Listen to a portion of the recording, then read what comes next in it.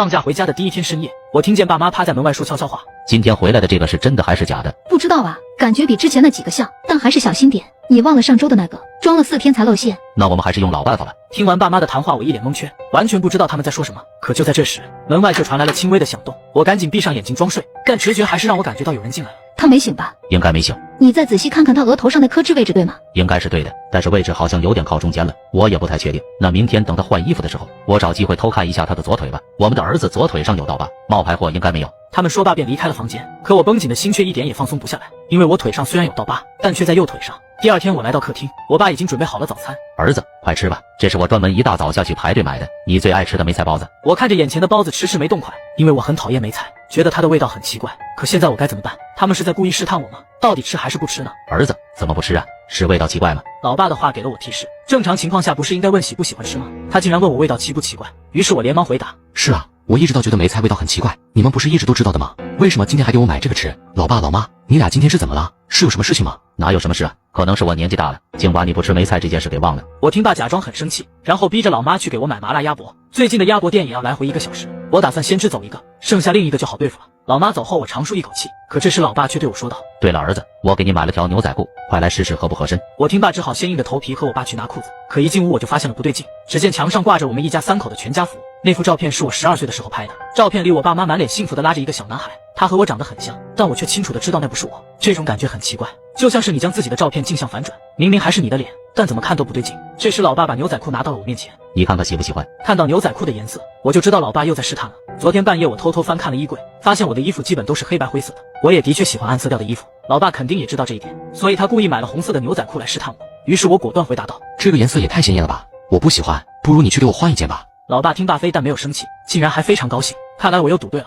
等到老爸出门之后，家里就剩下了我一个人，于是我立刻来到老爸的书房，然后查看起了他的电脑。按照他们昨晚说的话，在我回来之前还有其他的我回过家里，那家里一定会有那些我存在过的痕迹。我打开了老爸的电脑微信，查看他和我妈的聊天记录。9月30日10点11分，到家了吗？马上就到。安眠药买好了吗？买好了。昨天16点45分，他又回来了，你快点回家，我一个人搞不定。这次怎么这么快呀？你啥也别说，别让他发现了，我今天得晚一点才能回去，等我回家了再试探。晚上的牛奶别忘了放安眠药。看到这里我深吸一口气，看来昨天晚上我妈送的牛奶有问题，幸亏我昨晚用牛奶泡脚了，否则就听不见他俩的对话了。接着我又点开了老爸和我的聊天记录。9月13日18点25分，老爸，我明天回家。好的，知道了。9月15日16点14分，老爸，我明天回家。你说啥？9月19日8点29分，老爸，我明天回家。9月22日22点16分，老爸，我明天回家。9月23日17点02分，老爸，我明天回家。9月24日11点56分，老爸，我明天回家。最后一条显示发送于9月30日，那正是我发的消息，也就是说除了我之外，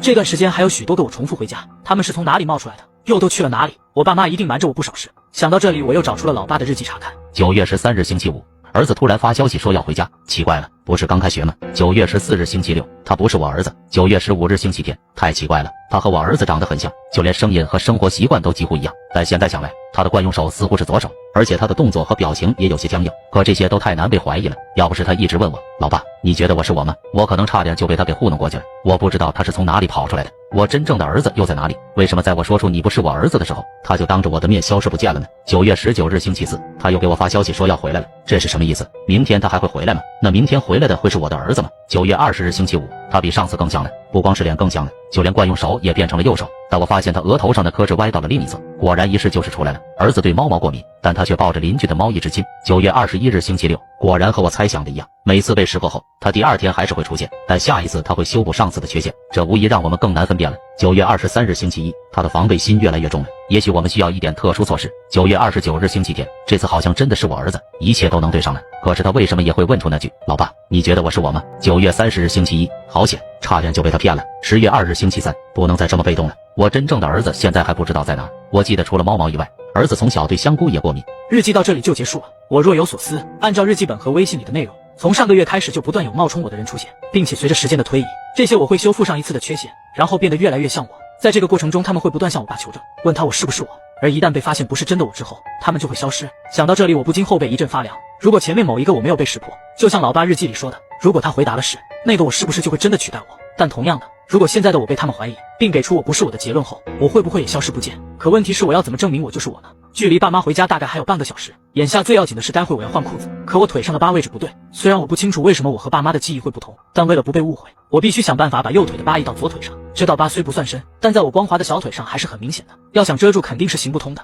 这时我突然想到了办法，只要用我妈的化妆品在左腿上画一道疤，换裤子的时候不让我爸看到右腿就行了。想到这里，我立刻开始在左腿上画疤痕。经过一番努力，2道疤终于看起来差不多了。很快爸妈都回来了，我故意把左边的裤子卷起来。老爸看到左腿上的疤后露出了一抹微笑，看到他的表情我就知道计划成功了。吃完早饭后，老爸拿出小时候的照片给我看，我知道这又是对我的考验。我把你小时候的照片找出来了，这是你上小学第1天的时候拍的，你还记不记得你旁边的小孩是谁？照片中2个小孩并排站着，左边的那个是我，但右边的小孩我怎么也想不起来是谁。这照片都多久了？还留着呢？你们该不会像网上说的那样，岁数大了也开始念旧了吧？说话期间，我仔细打量着照片，努力回想着那个小孩是谁。这不是正好翻出来了吗？想着你以前和王强关系不错，长大了不来往也太可惜了。你记得他吗？听到王强这个名字，我突然有了点印象，脑海里立刻浮现出他的样子，红色的头发，就像是一个外国人。可这照片上的人明明是黑头发呀，为什么会这样？我开始怀疑是我的记忆出了问题，或者说我也如老爸日记里写的那样，我并不是真正的我。儿子，你真的不记得他了吗？你说王强呀？我当然记得了，他是不是经常来我家吃雪糕？老爸听罢表情立刻放松了下来，看来我对小时候的记忆是没错的。可王强的发色又是怎么回事呢？我回到房间开始整理问题。第一，为什么会出现多个我？这些我是从哪来的？和我又有什么关系？第二，为什么我的记忆会和爸妈的记忆出现差异？第三，我爸日记里说的强制手段是什么？刚才他的表情很不对劲，难道是在计划着什么吗？第四，王强的样子为什么变了？想到这里，我突然想到我还有他的 QQ 号，也许能从他的空间动态里发现点什么。于是我立刻打开他的 QQ 空间，他的空间非常简单，公开展示的只有几条说，时间都在好几年前了。2015年11月9日，又转学了，我又要和朋友们说再见了。2015年12月31日，没人愿意和我一起跨年吗？算了，自己也挺好的。2016年2月25日，今天没去上学，老师居然没发现，当个小透明也是有好处的。2016年4月8日，我同桌今天竟然问我叫什么，我就这么没存在感吗？2016年7月5日，我的妈呀，我真成透明人了。2017年3月15日，没人说话，我只能和镜子里的自己聊天。2017年7月7日，他还挺有意思的，和我说了好多我早就忘了的事情。这是他发布的最后一条动态，都是7年前的事了，后面就再没有任何更新。很明显，王强当时转学后的日子并不好过，他似乎并没有交到什么新朋友。不过他最后那条说里的他指的是谁？带着疑问，我试着给他发了条消息：王强，你在吗？我是陈杰，小时候我们一起玩的。等了很久他都没有回复，我索性打开了自己的 QQ 空间，想从里面找回点记忆。可打开留言板一看，里面竟然有3条王强给我的留言。2021年4月1日，陈杰，给你发消息一直没有回复，只能给你留言了，希望你还没有和其他人一样忘了我，或者说忘了真正的我是什么样子的。我不知道还能找谁说这些，一开始是我爸妈，他们记忆里的我是另一个样子，和真正的我根本就不一样。然后慢慢的其他人也开始忘了原本的我，他们似乎想把我变成另一个人。2022年5月26日，求求你千万别忘了我，我好像也快忘了我原本是什么样子了。2022年12月10日，我终于找到问题所在了。你还记得小时候我们捡到的那面镜子吗？那不是普通的镜子，而是受到诅咒的分裂之镜。一切都太晚了。看到这里我有点心惊，我们小时候的确在野外捡到过一面镜子，但都已经过去10几年了，这又跟最近发生的事有什么联系呢？就在我一头雾水时，王强突然给我发来了视频通话，我立刻接通了视频。红头发的王强出现在了屏幕里，他的模样果然跟我记忆中的一样。陈杰，你突然联系我，肯定是跟我遇到了一样的情况，但你要比我幸运多了，毕竟我可没有人能给我讲这些。我第一次发现不对劲的时候，是在1年级的暑假，那时我爸和我妈已经离婚多年了。那年暑假我是去我妈家过的，可当他见到我之后却说，儿子，你咋变了这么多，和以前一点也不一样了。而且他还问我怎么不爱吃海鲜了，可我一直都对海鲜是过敏的，他们难道不知道吗？慢慢的，爸妈记忆里的我变得越来越离谱，比如小时候爱看历史书，还有左手有6根手指等等。但我知道他们说的那个不是我，而是分裂之镜里的那个人。我一开始很崩溃，到处寻找还记得真正的我的人，可他们的反应却出奇一致，就好像所有人的记忆都被修改了，他们将我塑造成了另一个模样，像我，但又不完全是我。直到去年，我实在受不了这种感觉，毕竟我才是真正的我。于是我鼓起勇气回到了家，但在进小区的时候，我却迎面撞上了他和我爸一起出来。他已经变得很不像我了，不只是容貌，就连神态和动作都不一样。但他们有说有笑的从我面前走过，我爸压根一眼都没多看我，我就跟个陌生人似的。我现在已经没救了，但你还有救。这段时间我一直在调查分裂之镜的线索，终于在几天前找到了破解之法。只要你能找到分裂之镜，然后摔碎它，你就能终止这一切。你的意思是说，只要镜子碎了，我就能回到和从前一样吗？并不是这样的，你已经回不到以前了，但可以保持住现在的样子不变，总比我被镜中之人取代了要强吧。我听爸还是不死心，打算继续追问，可他却在此时下线了。爸妈也端着一碟爆炒香菇走了进来。儿子，快把这个吃掉吧。看见香菇我又陷入了沉思。记得在老爸的日记里，我是对香菇过敏的，可是他们竟然想让我吃香菇。只要你吃完这道菜，爸爸妈妈就知道你是不是真的了。我们不想再过这样提心吊胆的生活了。老爸老妈，原来你们一直都知道。好吧，我吃。紧接着我就一口气吃完了香菇，他们的眼神也逐渐变得失落。他们记忆里的我和我记忆里的自己，到底哪个才是真的？我现在也已经分不清了。也许就像王强说的那样，他们记忆里的儿子已经被镜中之人替代了。老爸老妈，事到如今我也没有什么好隐瞒的了。我的确不是你们的儿子，但你们的儿子已经回不来了。这一切都是分裂之境搞的鬼，我现在就要去终结这一切。说完这些，我便开着老爸的车出了门，目的地就是农村老家。分裂之境肯定就在老家的杂物间里。3小时后，我赶到了老家。经过一番寻找，分裂之境终于被我找到了。你这个害人精，除了我和王强之外，你肯定还害了不少人吧？现在我就要和你做个了结。接着我用力把镜子摔到了墙上，看着满地的碎片，我一阵晕眩，紧接着便倒在了地上。当我再次醒来时，已经躺在了病床上。王强的父母竟然也在这里。你们怎么会在这里？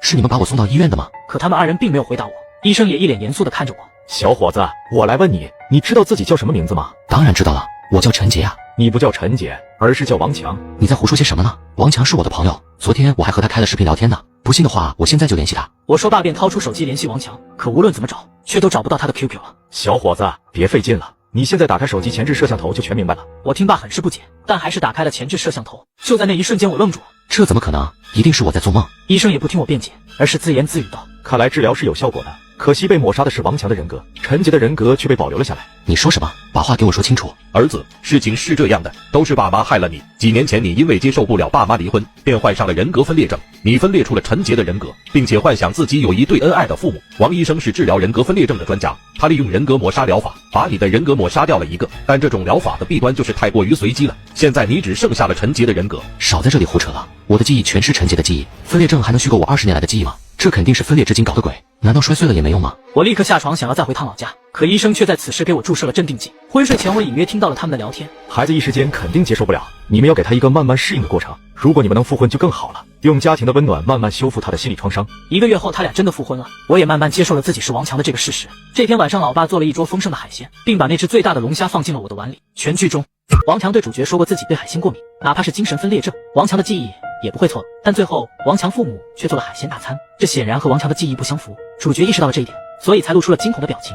分裂之境是真实存在的，它是通往平行时空的钥匙。之前的那些陈杰都来自其他的时空，主角也来自其他的时空，而原本时空的陈杰也穿越到了其他的时空。这也就解释了为什么他们的样貌几乎一样，但却有很多细节上的不同了。主角来到的这个时空，王强的头发的确是黑色的，所以主角父母的记忆没错，主角的记忆也没错。因为红发王强和主角来自同一时空，他以为自己被黑发王强取代了，其实他自己才是多余的。很显然他也调查出了真相，所以他骗主角去打碎分裂之境。红发王强也不知道这样做行不行，但他只有赌，当分裂之境被主角打碎的那一刻，平行时空也变得混乱，主角和王强以及他们的家人都受到了影响，他们的灵魂和肉体都互相交融在了一起。这也就解释了为什么王强的思想会是主角的。王医生其实并不是真正的医生，他是维持时空秩序的工作人员。说王强患上了精神分裂症，只不过是用来欺骗王强父母的，为的就是让事态平息下来。分裂之境碎掉了，结果已然无法改变，主角也只能接受现实，继续扮演好王强的角色。晚上我乘坐电梯回家，就在快要抵达20层的时候，电梯突然失控急速下坠，我来不及反应，在电梯触底的一瞬间，一股剧痛席卷全身。这一刻我才知道自己陷入了循环，而这已经是我的第2次死亡了。我再次睁开眼，手心渗出冷汗，我立刻拿起手机确认时间，17点45分。连续2次死亡让我清楚地意识到，在这无法逃脱的故障电梯间里，距离坠亡只剩下最后10秒。死亡的恐惧让我呼吸逐渐加重，我用力按下电梯间的报警按钮，但那边却迟迟无人应答，手机也没有信号，根本无法向外界求救。我该怎么办？时间一秒秒过去，心跳越来越快。在这密闭的电梯间内，还有什么东西可以用来自救呢？这时我突然摸到了口袋里的马克笔，再看看上面的摄像头，我顿时有了一个想法，但现在已经来不及了。电梯再次下坠，而我也迎来了自己的第3次死亡。再次睁开双眼，我立刻掏出口袋里的马克笔，迅速在电梯门上写下了快救救我这4个字，希望监控室内的保安能够看到。接着我便直接跪在了地上，祈祷保安能够做些什么。可命运女神并没有眷顾我，10秒后电梯又开始失控下坠，我也随即失去了第4次生命。再次醒来，我感到绝望，看来向外界求救是根本没用的，现在只能依靠自己了。如果我在电梯下坠时按下所有楼层的按钮，能不能让电梯停下来呢？想到这里，我迅速按下了所有楼层的按钮，紧接着电梯开始失控。就在我放弃希望的时候，电梯竟然真的停在了18层，电梯门随之缓缓打开，我立刻跑出电梯来到走廊。就在我准备走楼梯回家时，突然看到走廊那头有一个黑影朝我跑来，于是我拿出手机打开手电筒功能，想要看清黑影的样子，可始终看不清他的长相。你这手机的灯光挺亮的呀，应该很贵吧？不贵，这是我在转转买的2手苹果14才2800，比新机便宜2000多，而且经过转转官方验机，质量靠谱，上面的平板也不错，买2手选转转就对了。紧接着他便挥刀砍向我，这是我的第5次死亡。我头疼欲裂，心中只有一个问题：他是谁？为什么要杀我？我一边熟练地按下了所有楼层的按钮，一边回想着这一切。电梯的故障真的是意外吗？还还是那个黑影破坏了电梯装置，想要故意害我。最后也是最重要的一件事，那就是死亡循环到底是怎么回事。电梯依旧停在了18层，我迅速跑出电梯，然后躲进了楼道杂物间里。紧接着我透过门缝向外看，那个黑影果然在找我。随着脚步声慢慢逼近，我才勉强看清了那个人的穿着。只见他穿着黑色的夹克，但是他的脸我却没能看清。不知过了多久，那个人终于离开了。我长舒一口气，立刻走楼梯回到了20层的家里。到家后我并没有选择报警，也没有跟家人说起这些，因为不会有人相信死亡循环这种事的。我希望这一切都是梦，只要睡一觉就好了。1个小时后，老妈喊我出来吃饭。今天是爷爷的生日，老妈做了一桌丰盛的菜肴，强烈的辣椒味扑面而来。虽然我不喜欢吃辣，但爸妈和爷爷都很喜欢吃。就在我以为这一切都已经过去的时候，目光突然瞥见了沙发上的黑色夹克。这不是那个黑影穿的夹克吗？怎么会出现在我家？老妈，那件夹克是谁的呀？我以前怎么没见过？这是你爸的夹克呀，他之前在厨房给我帮忙洗菜，所以就脱下来放在沙发上了。为什么突然问这个呀？我听完老妈的话如遭雷击，眼睛的余光看向正在看手机的老爸，他的身形竟然跟黑影一模一样。不会的，这一定是巧合。突然老爸放下手机看向我，四目相对，我浑身颤抖，不敢再多说什么。饭后我回到卧室，躺在床上胡乱想着，很快一股汹涌的倦意袭来，让我直接昏睡了过去。再度睁开眼，竟然又回到了那熟悉的电梯。这是我的第6次死亡。为什么？这到底是怎么回事？我是怎么死的？睡着的时候发生了什么？我紧紧捏住了拳，企图让自己冷静下来。接着我用老办法回到了家，发现爸爸正坐在沙发上玩手机，我心里暗暗松了口气。那个黑影应该不是老爸，因为他不可能比我先到家。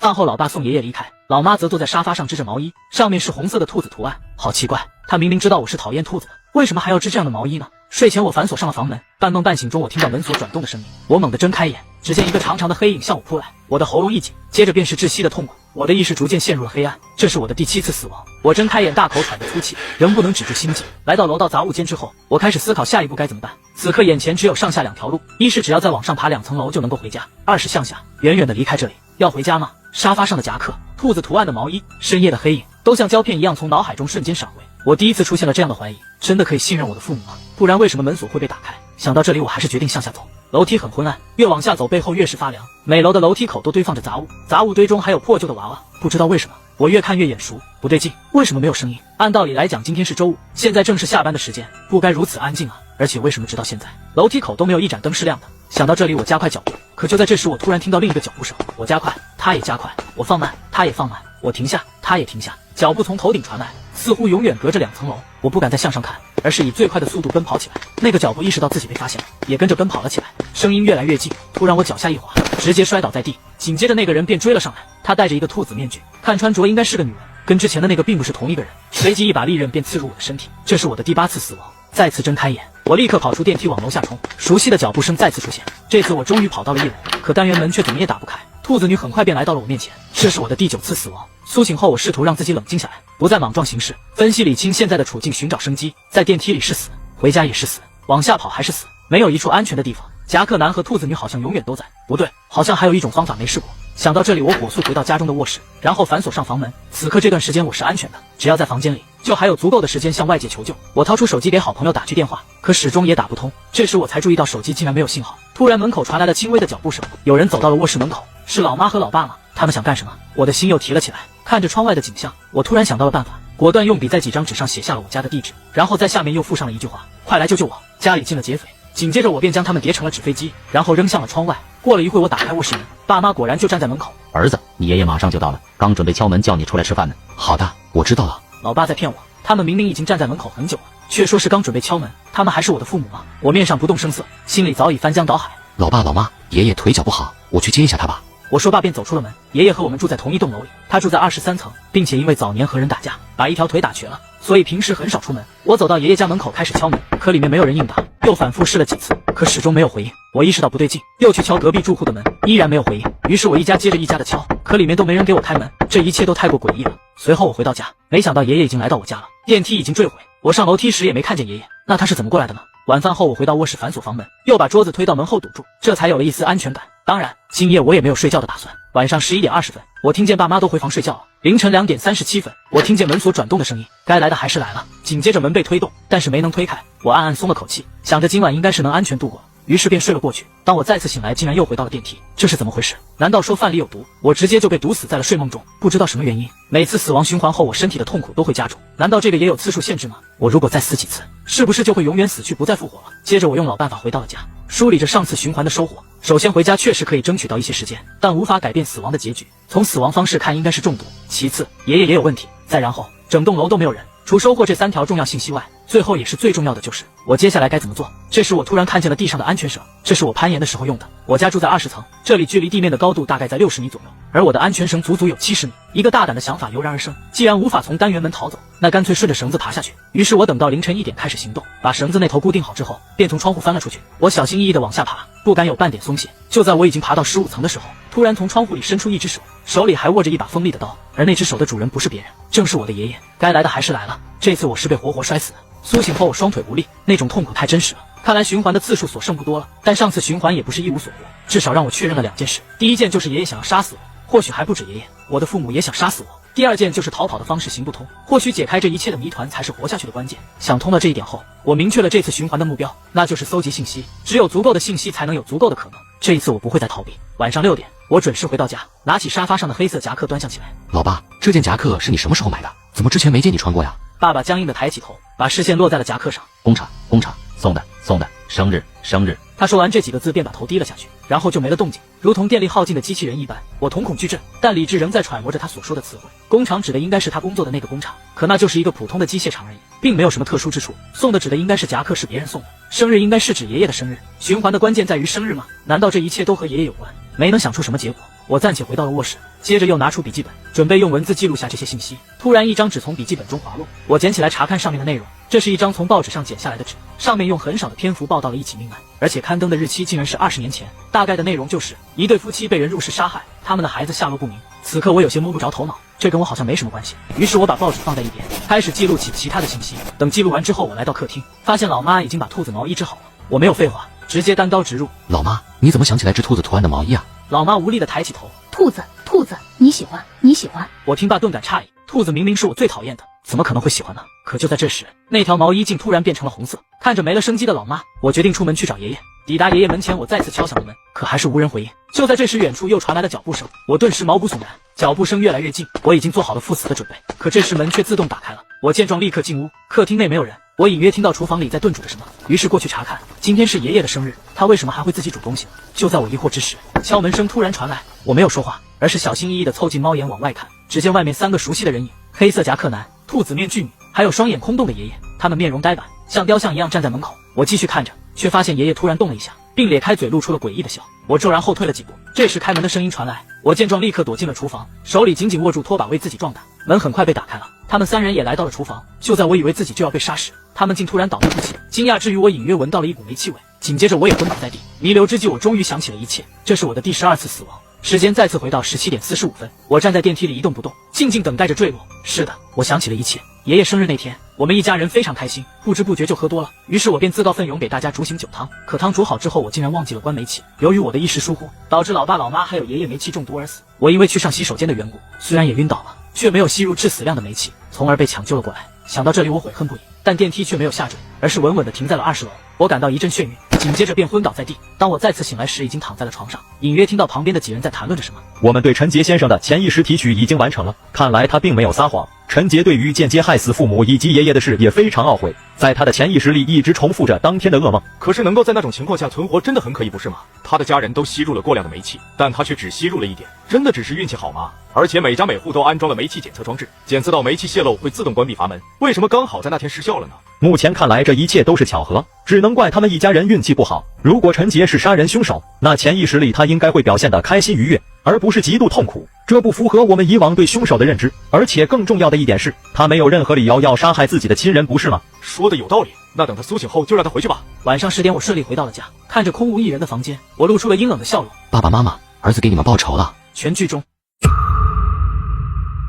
故事发生在科技发达的未来，警方可以通过提取嫌疑人的潜意识来判断他们是不是真正的凶手。主角一家4口因煤气中毒死亡3人，唯有主角活了下来。警方利用高科技提取了主角的潜意识，主角从一开始就在他自己的潜意识里，所以才会经历死亡循环。主角在潜意识中表现得很痛苦，从而打消了警方对他的怀疑。但主角的确就是凶手，他选在爷爷生日这天破坏了煤气检测装置，并故意泄漏大量煤气，为的就是将他们3人一网打尽。而主角自己在吸入了少量煤气后，立刻躲进了卫生间，所以只是昏迷了而已。并没有致命。主角这么做就是为了给亲生父母报仇。故事里提到主角不能吃辣，但他的父母和爷爷都非常喜欢吃辣。随着时间的推移，主角就怀疑自己不是他们亲生的。经过几年的暗中调查，主角终于从一张20年前的报纸上找到了线索，也就是笔记本里掉落的那张报纸。主角的养父因为没有生育能力，便在20年前伙同爷爷和养母去往外地，杀害了主角的父母，并抢走了主角。主角当时才4岁，所以遗失了这部分的记忆，但他的潜意识里还保留了当时的一些画面。黑色夹克是他亲生父亲被杀时穿的，兔子毛衣是他亲生母亲被杀时穿的。主角之所以在潜意识中很痛苦，并不是因为养父母中毒身亡，而是因为他亲生父母被害。因为主角已经不记得亲生父母的长相了，所以在潜意识里就用养父母的长相代替了他们，这也弄巧成拙地洗清了主角的犯罪嫌疑。或许是父母的在天之灵在保佑他吧。